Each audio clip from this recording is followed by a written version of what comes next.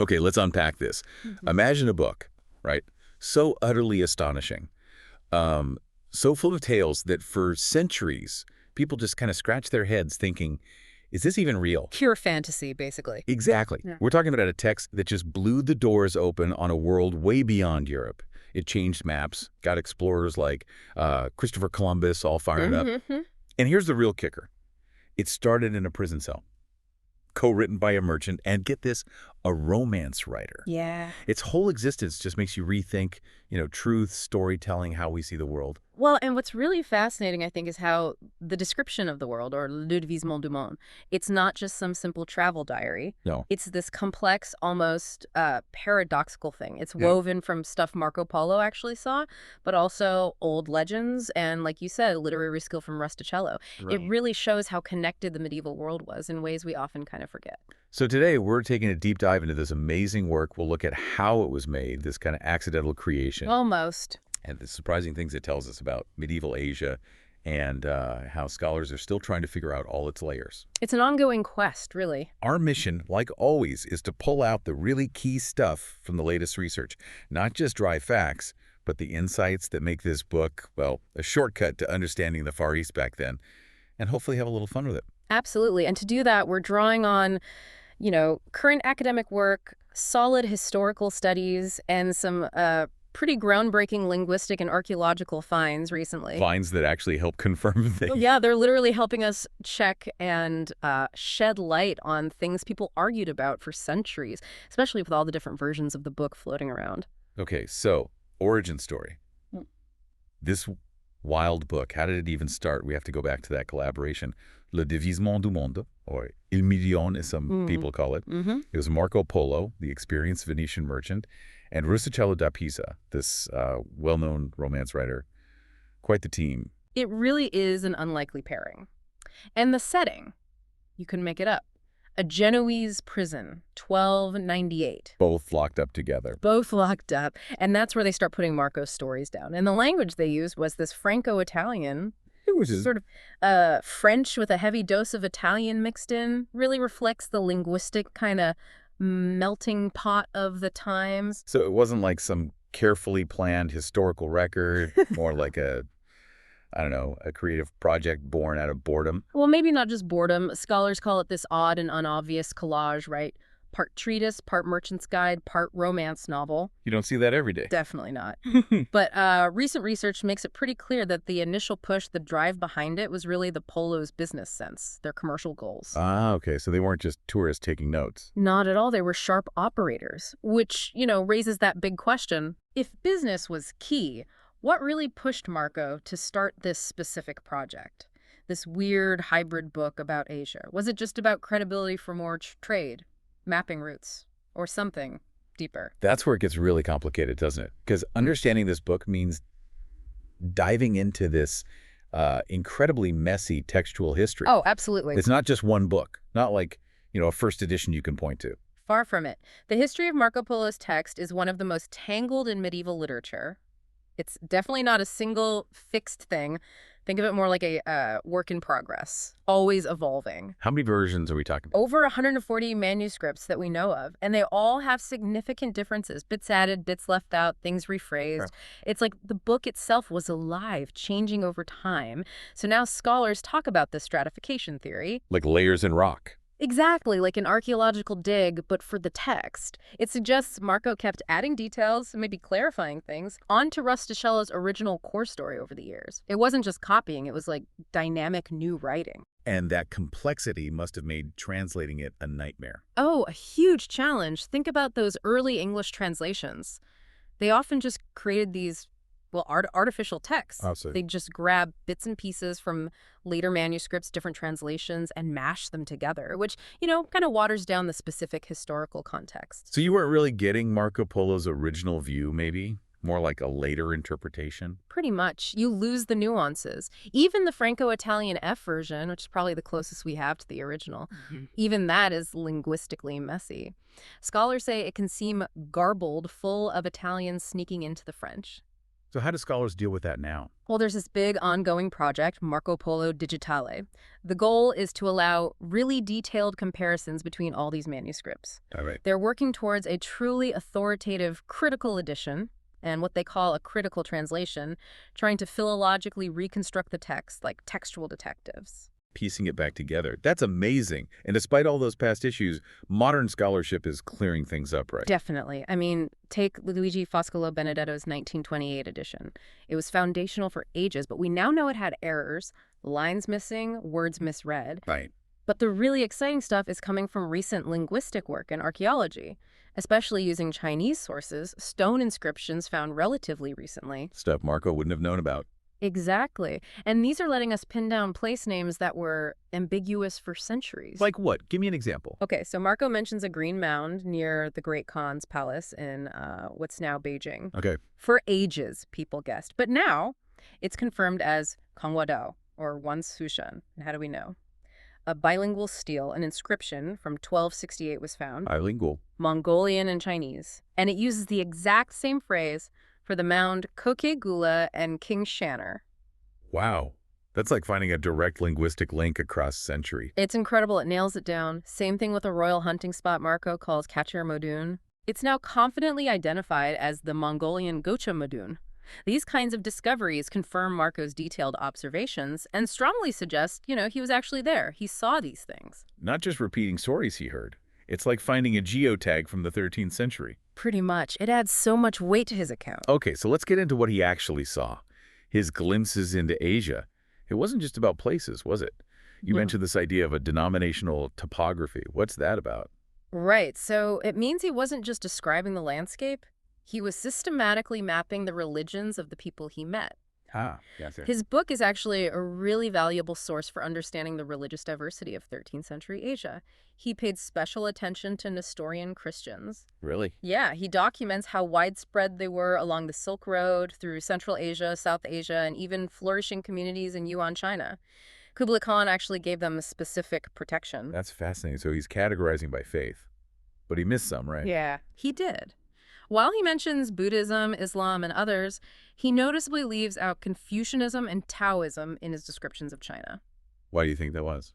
Well, the thinking is maybe their practices, their philosophies seem too subtle. Or maybe they didn't fit neatly into the kind of religious categories a medieval European Christian like him understood.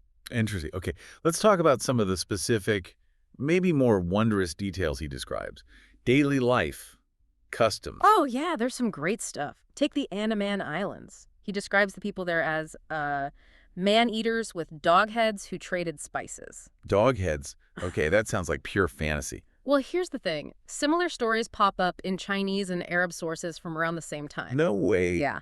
It suggests there was this kind of shared body of stories, this world empire of letters, circulating before Europeans dominated the Indian Ocean trade. He might have been recording a widely believed, if inaccurate, tale. Okay, so maybe not first-hand observation there, but recording the lore. What else? Then there are the Tibetan marriage customs he describes, which are pretty different from European norms. How so? He talks about how young women are expected to have had, well, quite a few lovers before marriage. They even carried tokens or signs as proof. And apparently this made them more desirable as wives. Wow. And what did Marco think of that? He calls it a bad custom. You can clearly see his European perspective clashing with what he's observing. It's a great little snapshot of cultural difference. Definitely. What about that bamboo story? Ah, the fire of bamboos in Tibet. Yeah, he describes how travelers would heat up these large green bamboo stalks in a fire. Yeah. And when they got hot enough, they'd twist and then split with this massive pop. He says you could hear it for up to 10 miles. 10 miles. What was the point? Scaring away wild animals, lions, bears, you name it. A pretty ingenious low-tech alarm system and deterrent. That is clever. Using nature against nature. So we've got dog-headed islanders, unique marriage customs, exploding bamboo. What about cities? He talks about Kinsai, right? Yeah. Zoo. Oh, yes. And he goes completely over the top. He calls it, and I quote, the noblest city and the best that exists in the world. High praise. But he exaggerated other things there too, didn't he? The numbers. Massively. He claims there were 12,000 bridges. The real number was closer to 347. Okay, that's a bit of a difference. Just a bit. He says the city was 100 miles around. It was more like 20. So why the hyperbole? Was he just trying to impress people back home? Make it Yeah. sound even more incredible. Probably a mix of things. Maybe genuine awe that got inflated in the retelling. Maybe, like you say, just enhancing the marvel. Some scholars think he was maybe trying to paint it as a kind of Venice of the East for his readers, using numbers to convey unbelievable scale and grandeur. The ultimate medieval travel blogger, maybe? Adding a few zeros for clicks? Huh. You could sort of see it that way, yeah. Now, it's important we also talk about Marco Polo himself. His role. Yeah. Recent research suggests he wasn't just a merchant, right? That's a really key development. There's pretty strong evidence suggesting Kublai Khan actually made him a Miles, basically, a knight. A knight. A Venetian merchant, knighted by the Mongol Khan. Sounds strange, but yeah. And possibly enrolled him in the Kiig, Which was? the Khan's elite bodyguard and attendants, a really high-status military and administrative unit. So if that's true, what does it mean for his account? It means he likely had incredible access. He probably learned Mongol archery, went on important missions for the Khan. He wasn't just observing from the outside, he was, to some extent, on the inside. And that shows up in his descriptions. Absolutely. His details about Mongol military stuff are remarkably precise and often backed up by Chinese sources. Like what? Their flexible tactics, how they dealt with war elephants in the campaign against Myanmar, showering them with arrows from horseback. He even notes the presence of Allied troops, mercenaries from the Caucasus within the Mongol army. These aren't things a casual visitor would likely know or note down. And how he talks about the Mongols. Right. Yeah. There's a specific style, isn't there? Yes, the narrative often uses language familiar to European courts. Feudal terms, courtly descriptions. It kind of frames the Mongol world in a way his audience could grasp. Like calling him the Khan's man. Exactly. Marco is introduced to Kublai as my son and your man, classic vassal to overlord language in Europe. It's a kind of cultural translation. Makes sense. It helps bridge that gap. And it pushes back against simpler ideas like, that the Mongols just rolled over southern China because the Chinese farmers weren't trained soldiers. Marco's account, especially if he was in the Kishig, gives a much more detailed, nuanced view of those campaigns. He saw the strategy, the logistics, the different troops involved. Okay, so it's this incredibly rich, complex, sometimes exaggerated, but often deeply insightful account. How did people react when it first came out? Well, initially, a lot of disbelief. They thought he was making it all up. Pretty much. His stories were so outlandish to European ears that apparently "it's a Marco Polo" became slang for a tall tale, an exaggeration. No kidding. So he was famous for maybe not telling the truth. Ironically, yeah. But Marco himself stuck to his guns. The story goes that on his deathbed in 1323, people urged him to recant the lies.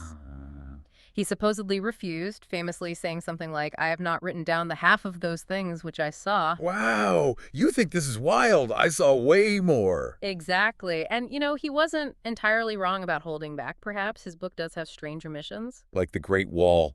How do you miss the Great Wall? That's the million-dollar question, and we already talked about the inflated numbers. But despite the omissions and exaggerations, over time, the tide turned. How so? As more information trickled back from Asia, as more people traveled slowly but surely, most of his reports started to be confirmed. People realized, okay, maybe the numbers are off, maybe some bits are legend, but the core observations about geography, customs, politics, a lot of it was actually true. So the skepticism faded. Gradually, yes. And the book transformed from a suspected fantasy into this incredibly vital source of knowledge. It fundamentally shaped how Europeans understood Asia for centuries. Geography, culture, technology, everything. Yeah, people, governments, religions, plants, animals. It was comprehensive.